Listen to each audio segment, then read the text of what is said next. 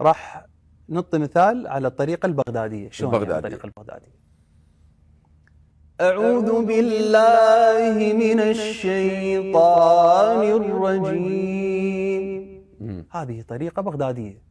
طريقة الشمال: أعوذ بالله من الشيطان الرجيم. الله، هذا الأورفة. نعم، الأورف. بسم الله الرحمن الرحيم. الطريقة الجنوبية معروفة، خلينا نعطي نفس المثال حتى يكون واضح. يا أيها الناس أنتم الفقراء إلى الله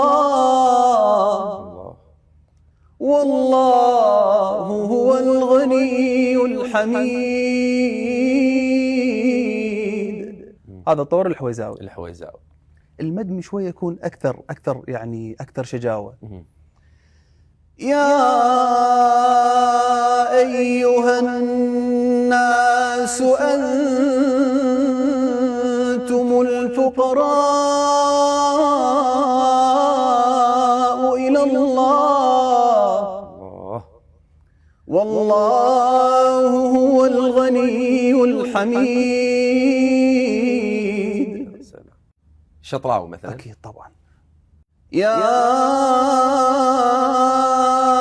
أيها الناس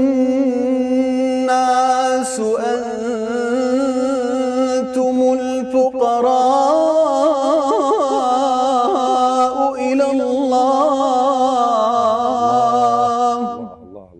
والله هو الغني الحميد.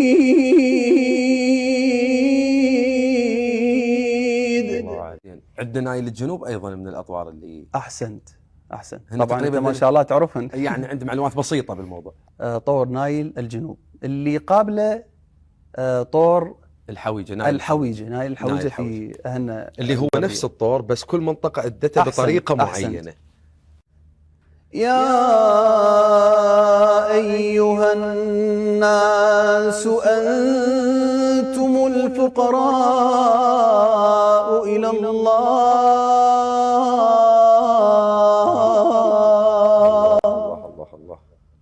والله هو الغني الحميد.